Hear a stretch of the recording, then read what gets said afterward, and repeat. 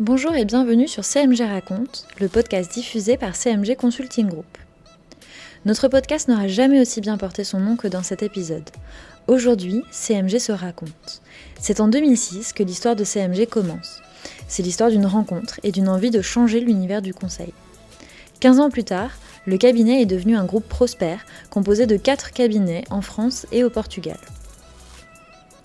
Pour ce nouvel épisode, je reçois les deux fondateurs de CMG Consulting Group, Steve Fichtenbaum et Raphaël Faure, qui se replongent dans les débuts de cette success story.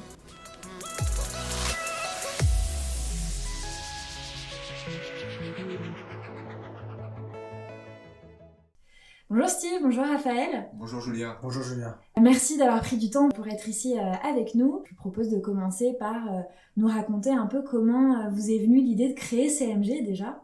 Alors effectivement, l'aventure a démarré avec Raphaël lorsqu'on s'est rencontrés dans un grand groupe de conseil qui faisait de l'IT et du consulting.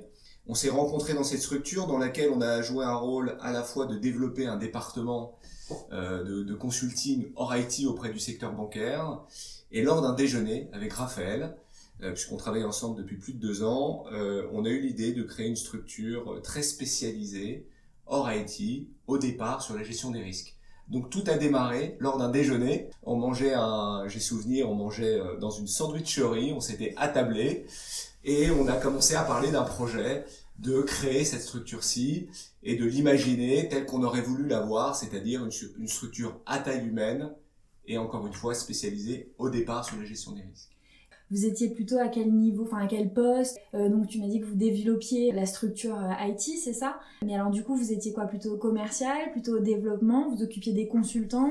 Quelle vision vous aviez, vous, de ce cabinet, en fait? Alors en fait, nous étions responsables de département, c'est-à-dire qu'on avait en charge une grosse business unit et en conséquence l'ensemble des tâches y afférentes, à savoir le développement de business, le recrutement, la gestion des équipes, le management et les carrières, et on va dire la gestion administrative et financière. Et alors avant de développer cette business unit, est-ce que vous aviez été, vous, opérationnel aussi de votre côté? Mon parcours avant de rentrer dans cette société-ci était d'être en salle des marchés, donc de faire du trading. Et lorsque j'ai rejoint cette société, j'ai effectivement été consultant auprès d'une banque d'investissement, qui est la SGIB, sur différents sujets, dont des sujets risques. Donc j'ai été baigné dans une approche consulting avant d'évoluer sur des fonctions plus de responsable de département, donc accompagner le développement d'une business unit, banque finance hors IT. Et toi, Raphaël, aussi? Donc pour ma part, j'ai débuté ma carrière en salle des marchés dans la structuration de produits dérivés. J'ai ensuite évolué vers du conseil en organisation auprès de direction financière et établissements financiers. Et j'ai ensuite pris en charge une équipe de consultants qui intervenaient dans ce domaine en arrivant dans ce groupe de conseil.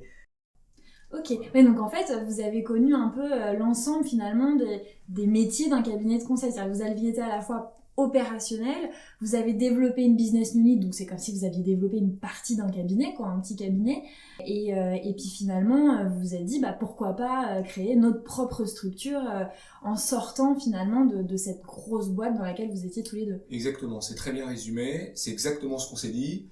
Les fonctions que nous occupions au préalable dans cette société-ci, ce groupe c'était à peu près 17 000 collaborateurs, 200 filiales. Donc comme tu le dis, c'est une grosse machine, c'est une grosse structure, avec des niveaux d'intervention très variés, mais un positionnement assez généraliste dans l'ensemble. La volonté qu'on a eue avec Raphaël était surtout de créer une société très spécialisée, de par le background que nous avions, pour accompagner certes le secteur bancaire, qui représente encore 70% de notre chiffre d'affaires, mais également d'autres secteurs d'activité, comme le secteur de l'immobilier et de l'assurance. Qu'est-ce qui différencie justement CMG de ce que vous avez connu avant ? Alors tout d'abord, on a voulu que CMG Conseil et ensuite CMG Consulting Group soit un pure player du business consulting.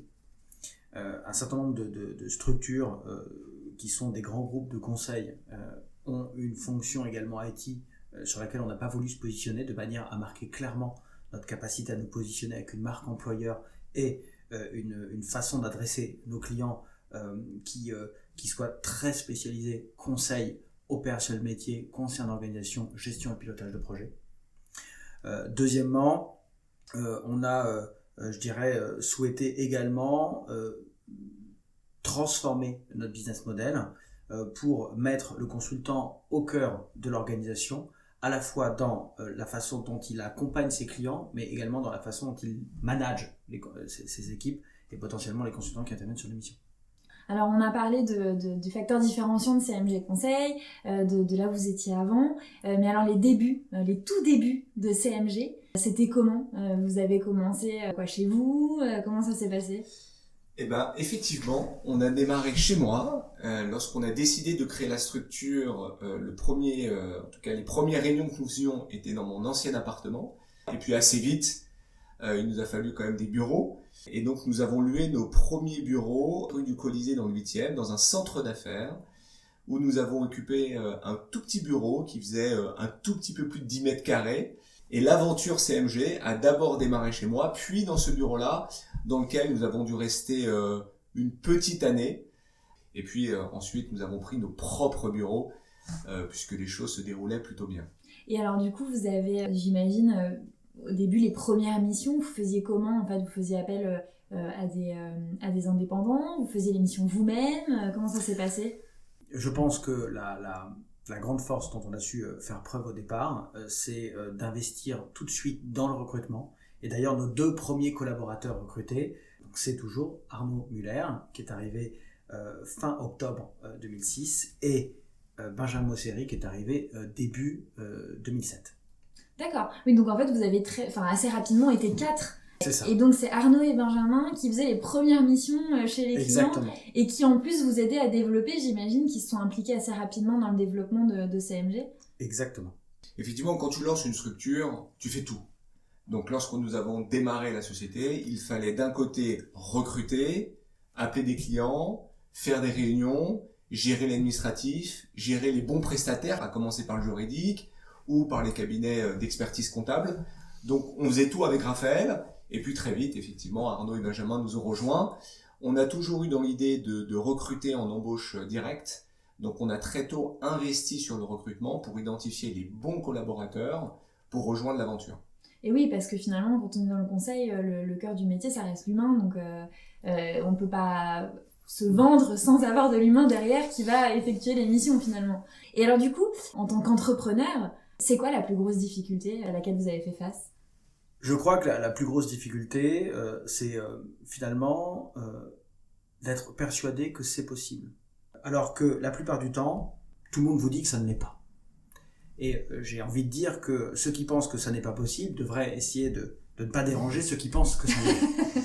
Et nous, on pensait que ça l'était, et je crois que la preuve est faite, et que c'est justement parce qu'on y a cru qu'on a été en mesure de développer l'activité comme on a souhaité le faire.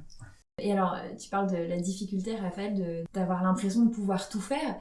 Et votre entourage, il a réagi comment à ça ? Plutôt bien, je crois. Ouais, écoute, moi j'ai été encouragé par ma Moi femme. aussi, ouais. Voilà. Mon entourage a plutôt bien réagi sur le fait de lancer cette structure-ci. Et il y a toujours un engagement, c'est-à-dire que quand tu recrutes Arnaud, Benjamin, puis les autres collaborateurs qui ont suivi, il y a un véritable engagement. On s'est mis la pression avec Raphaël de ne pas échouer. Et donc cet engagement-là, il est important et ça a plutôt été bien accueilli à la fois par notre entourage, mais aussi finalement par nos clients. Et on se rappelle d'ailleurs que certains clients nous ont aussi accompagnés dans cette démarche-là de lancer une société spécialisée et bien accueillis aussi auprès des candidats dont on a ressenti une écoute attentive à un positionnement et un choix qui a été fait de ne pas faire d'IT. Ça, c'était un vrai choix. Il faut savoir que faire un choix où on se coupe de l'IT, c'était à l'époque se couper d'un marché assez important. Donc plutôt bien accueilli. De 80% du volume du business. Donc c'était un choix fort. Pourquoi ? Parce qu'on était conscient de la valeur ajoutée qu'on pouvait apporter sur les 20% restants.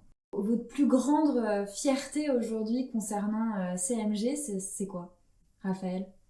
Je crois que c'est d'avoir réussi à mener l'aventure, et en tout cas jusqu'à aujourd'hui, dans les meilleures conditions, d'avoir des collaborateurs qui, on le sent, sont heureux de travailler chez nous.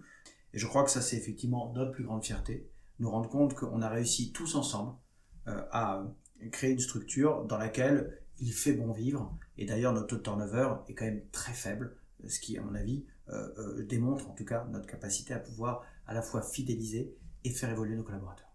Et puis des clients qui, tous les jours, nous font aussi confiance sur ce modèle-là, puisque aujourd'hui, on voit que le modèle que nous avons choisi fonctionne et que les clients eux-mêmes se sont organisés également pour référencer des sociétés non plus généralistes, mais spécialisées. Donc, est-ce que c'est un pari gagnant ? En tous les cas, on n'est pas loin de le gagner. Voilà. Donc CMG aujourd'hui, finalement, c'est quoi ? C'est un groupe, c'est 4 cabinets, c'est plus de 185 collaborateurs. C'est quoi la prochaine étape ? La prochaine étape, c'est continuer à grossir en organique. On a un certain nombre d'offres sur lesquelles on est positionné et de nouvelles qu'on souhaite développer. Également, grossir en exogène, je dirais, par croissance externe. Pour ce faire, on étudie un certain nombre de dossiers qui nous intéressent et qui pourraient évidemment venir renforcer notre offre ou en développer de nouvelles. Et puis, depuis janvier, nous avons ouvert effectivement la 4e filiale Axco au Portugal pour à la fois accompagner des filiales françaises, de groupes français installés au Portugal, mais également des clients portugais, donc aussi bien sur des projets d'organisation de transformation que des sujets d'expertise métier, mais également des pratiques de nearshoring. Donc, est-ce que nous avons une volonté aujourd'hui de nous développer à l'international ? La réponse est oui. On a commencé par le Portugal et nous avons naturellement d'autres idées derrière. Eh ben, merci à vous en tout cas d'avoir pris ce temps pour nous parler de CMG et de la genèse de CMG. Merci beaucoup. Merci Julien. C'était CMG Raconte, merci de nous avoir écoutés. Si ce podcast vous a plu, n'hésitez pas à commenter, liker et partager. On se retrouve très bientôt pour un nouvel épisode de CMG Raconte.